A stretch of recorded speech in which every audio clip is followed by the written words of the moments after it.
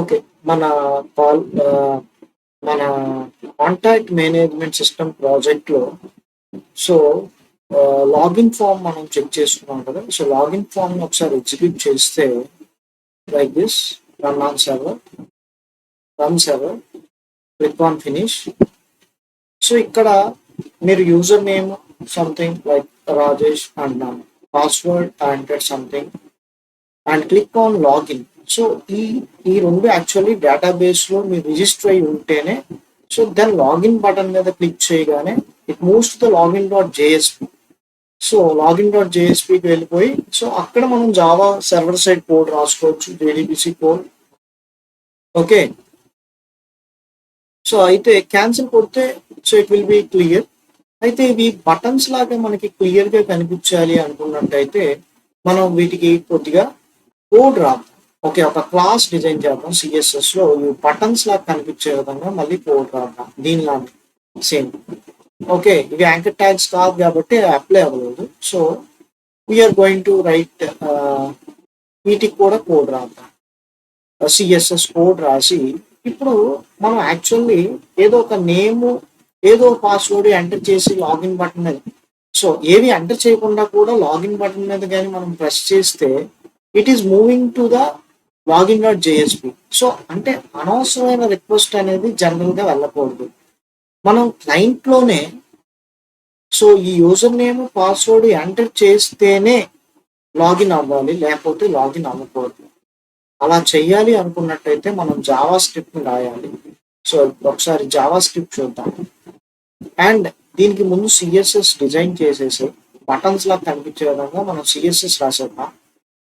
రాసేసి దెన్ అప్పుడు మనం ఏం చేద్దామంటే దీనికి జావా స్క్రిప్ట్ రాద్దాం.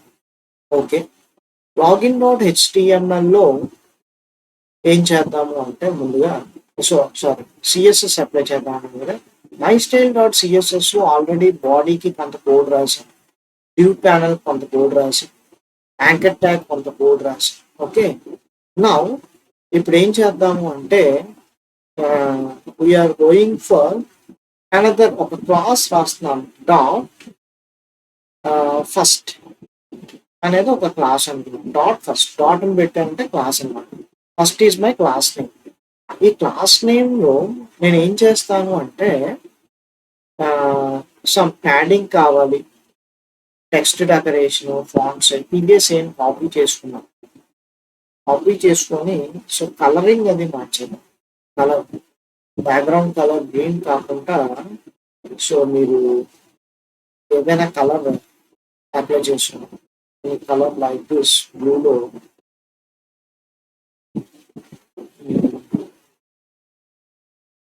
ఒకసారి చూద్దాం. Light green colour, light green అని రాస్తాను. ఆ light green and the colour is white. Orange పెట్టాను, ఆరెంజ్ పెట్టాను. Color is orange. Okay. Color is orange. Padding. Okay, అలా ఉంచేద్దాం. ఇది ఒక క్లాస్ అనుకున్నాం. This is the class. Class కూడా మనం సిఎస్ఎస్ ప్రాపర్టీస్ లో అప్లై చేయొచ్చు కదా.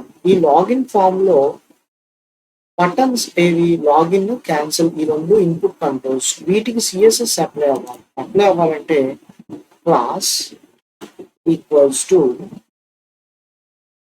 ఈ క్లాస్ ఏంటి రాసుకున్నాం దాకా ఫస్ట్ అని రాసి సేమ్ ఇక్కడ కూడా క్లాస్ ఒకటి అప్లై చేస్తున్నాం. Okay, class is first. Already ఇక్కడ హైపర్ రెఫరెన్స్ ఇచ్చేసాం కాబట్టి ఎక్స్టర్నల్ సిఎస్ఎస్ క్లాస్ ఉంటే క్లాస్ అప్లై అవ్వాలి. కంట్రోల్ యాస్ ఒకసారి మనం run on server and select the server, click on next, click on finish. Now you will get orange colour buttons లా వచ్చాయి కదా. సో లాగిన్ బటన్ మీద క్లిక్ చేస్తే unwanted request అనేది వెళ్ళకూడదు.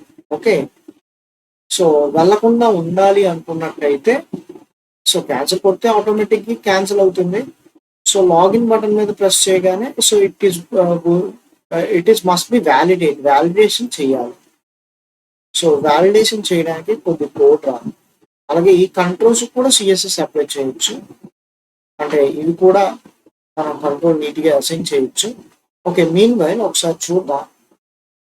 ఏం చేద్దాం అంటే I will provide the Java script code here. Java script head లోనే రాస్తాం, లింక్ తర్వాత జావా స్క్రిప్ట్ రాస్తాం. ఎలాగా?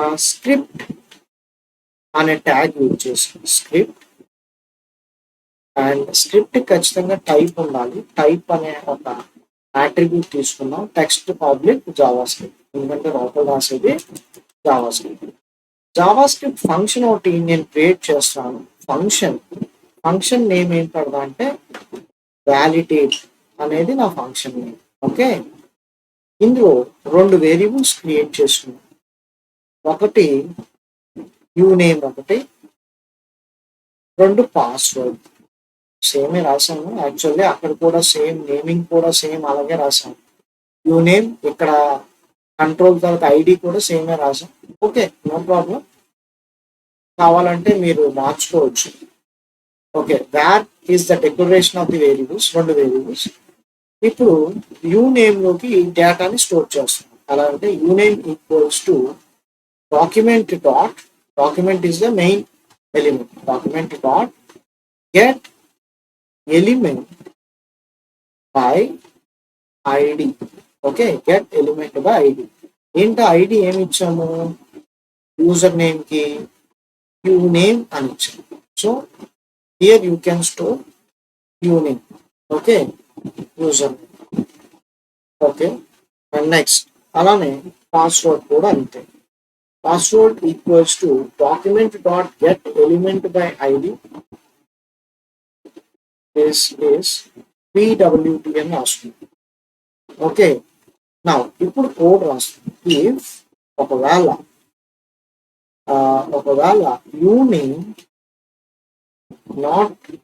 యూనేమ్ డాట్ వాల్యూ, సో అందులో యూనేమ్ అనేది ఆబ్జెక్ట్ అవుతుంది కదా, dot value is equals to empty అంటే నల్ స్ట్రింగ్ అయితే వీఆర్ రైటింగ్ సమ్ కోడ్. ఏంటి అంటే యూనేమ్ అనే ఆబ్జెక్ట్ దేన్ని రిఫర్ చేస్తుంది? ఆ పర్టికులర్ ఎలిమెంట్.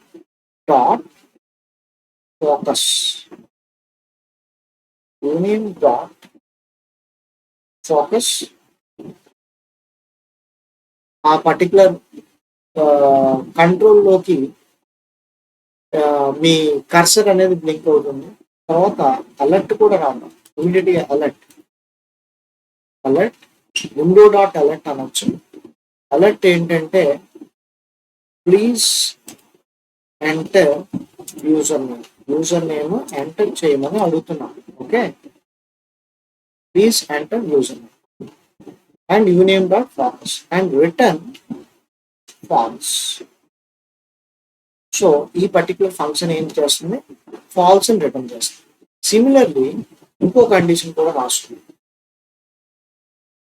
ఏంటంటే if password dot value pw dot value అది కూడా నల్ అయితే, ఎంటీ స్ట్రింగ్ అయితే ప్లీజ్ ఎంటర్ పాస్వర్డ్ అని రాస్తుంది. Please enter password and then focus చేసినప్పుడు pwd dot focus and return false. అంటే యూజర్ నేమ్ ఎంటర్ చేయకపోయినా, పాస్వర్డ్ ఎంటర్ చేయకపోయినా, సో ఈ పర్టికులర్ వ్యాలిడేట్ అనే ఫంక్షన్ ఫాల్స్ ని రిటర్న్ చేస్తుంది. ఒకవేళ 2 కండిషన్స్ ట్రూ అంటే 2 ఎంటర్ చేస్తే రిటర్న్ ట్రూ. ఓకే, ఈ ఫంక్షన్ ని మనం కాల్ చేయాలి ఇప్పుడు సబ్మిట్ చేసినప్పుడు. సో మన దగ్గర ఫామ్ ఉంది. The form is login form. So ఈ ఫామ్ లో మెథడ్ రాసాం, యాక్షన్ రాసాం, ఐడి రాసాం. దీంతో పాటు ఈవెంట్ కూడా రాస్తాం. ఏంటంటే ఆన్ సబ్మిట్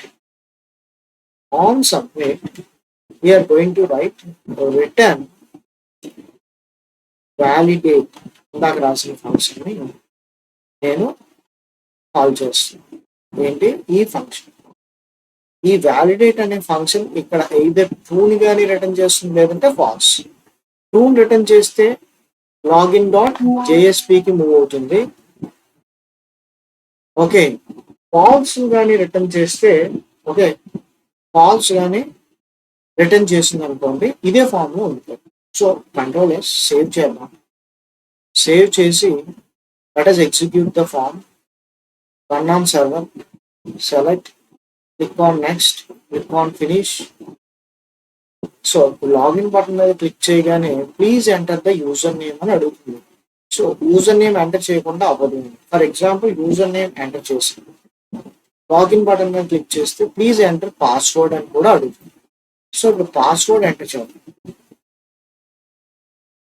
పాస్వర్డ్ కూడా ఎంటర్ చేసాం. ఇప్పుడు లాగిన్ ఫామ్ మీద లాగిన్ బటన్ మీద క్లిక్ చేస్తే it is navigate to the login.jsp కి వెళ్తున్నాం. So this is client side validation JavaScript use చేసి చేసాం. Okay, so next login form కి వెళ్ళిన తర్వాత యూజర్ ఉన్నాడా లేదా అనే దానికి మనం కోడ్ రాస్తాం.